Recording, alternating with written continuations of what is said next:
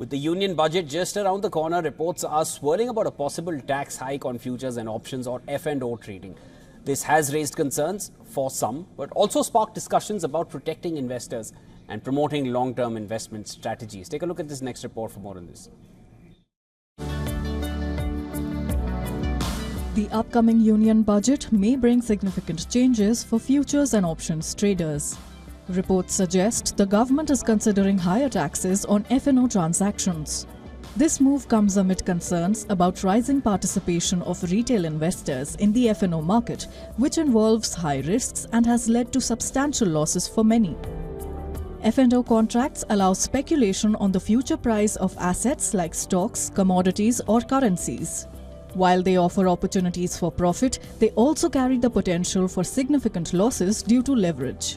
Data shows a recent surge in retail investor participation in F&O trading, raising worries about their exposure to these risks.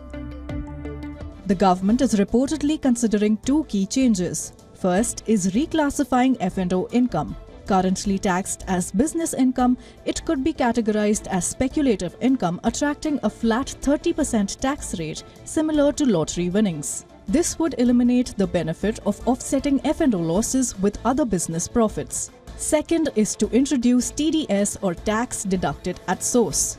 This would help track F&O transactions and ensure tax compliance. Experts believe these changes could discourage excessive speculation and encourage retail investors to shift towards more stable investment options like mutual funds and stocks. This could potentially lead to increased tax revenue for the government and lower market volatility caused by leveraged F&O trading. However, some questions remain. Will higher taxes discourage F&O trading altogether, impacting market liquidity? How effective will TDS be in improving tracking and compliance? It's important to note that aligning with global practices is another potential motive. In many developed countries, F&O income is taxed differently than regular business income. For example, the US has specific tax rules for certain futures and options contracts. The final decision on F&O taxes will be announced in the upcoming budget. The potential impact on investor behavior, market stability, and government revenue will be closely watched. Business Bureau WION, World is One.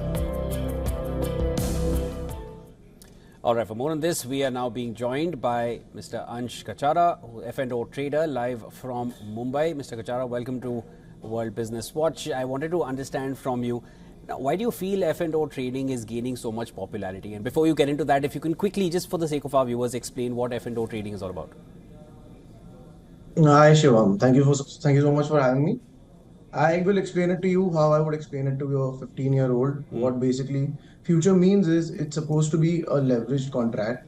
And what that means is by just paying a lakh upfront, you can trade stocks worth say 10 lakh rupees, right? The upside to this is when you have shares worth 10 lakh and you paid a lakh upfront and the stock moves by 10%, you essentially double your capital instead of making a 10,000 rupee gain. But the downside is when it goes down by 10%, you blow up your entire capital. Right, that is what futures is. Options is a whole different ball game. We can sit and talk on options for hours, but what options is supposed to be used for is it's supposed to be a hedging instrument, and you're supposed to use it to protect yourself from the everyday volatility of the market. But the problem is no one is doing that nowadays, right? And why is it gaining popularity? Firstly, gaining popularity would be a bit of an understatement because right now it's reached levels that probably no one would have thought of. Right, India's options market or NSE as a derivatives exchange is the biggest in the world. And just for reference, the US market capitalization is at 55 trillion and India is at 5 trillion. Right, but India's options market is bigger than the US options market. For every 1 rupee of cash traded in the Indian options market, Indian market, 400 rupees of F&O is traded. Right, and just for reference again, Germany is second at 35. So firstly, something needs to be done, right? India's options market is in borderline bubble territory because it's reached level that I don't think anyone would have ever imagined. And just to answer your question, why is it gaining popularity? First has to be COVID, right? When we were all sitting at home, and I'm guilty of it too. That is when a lot of people got into the market in the first place. Second would be discount brokers. a lot of these new apps have come which have made it really easy for people like me to trade, right? And they've made very exciting UI and they've made it cheap, and that's a major reason why a lot of people are into it now. And the third major reason I see why people are getting into F&O trading is social media. There's a lot of awareness that's going around, and a lot of people are just selling their dreams. Because technically, you can make unlimited money, right, in this market on any given day in futures and options. But the problem is you won't. But the problem is you can, right? So major reason why Yeah, I like these how you three put it. reasons The are the reason problem why. is you won't, but the problem is also that you can. And the concept of unlimited Correct. money, it always attracts everyone. But yeah, you put it very Correct. briefly as It's you would explain it to someone who's new to it. But Ansh, I also wanted to get your thoughts on this. Do you feel higher taxes discourage F&O trading altogether? So this is a great question, right? The problem is, what kind of tax are we talking about? If we're talking about income tax, SEBI says 95% of the traders anyway don't make money, right? So there's not a lot of people making money for income tax to affect this.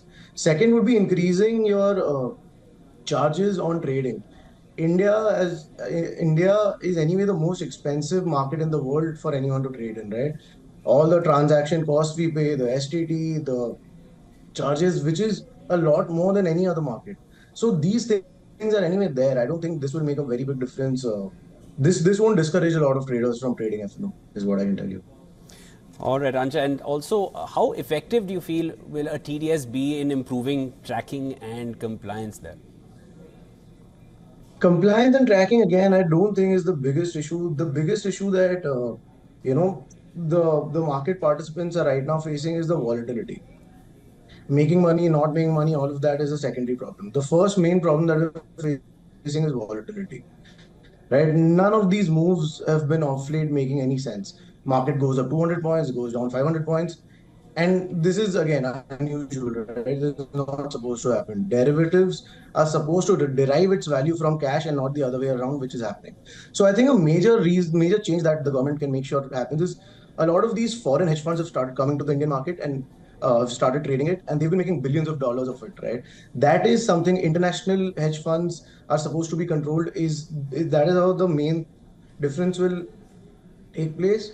And the other thing we can do is we can increase the minimum lot size. Instead of, say, a Nifty contract being 50, we should keep it at 150, and don't change the minimum contract value. I think that will make a big difference. All right, Ansh. Thank you so much for making But time to and answer joining us. You want to add something there? Thank you so much. All right. That was Ansh. No, I just want to. Ansh Kachara, F&O trader. There'll be lots to discuss. We'll have you on the show again and discuss this Yeah, further. thank you so That was much. Ansh joining us from Mumbai. Thank you so much.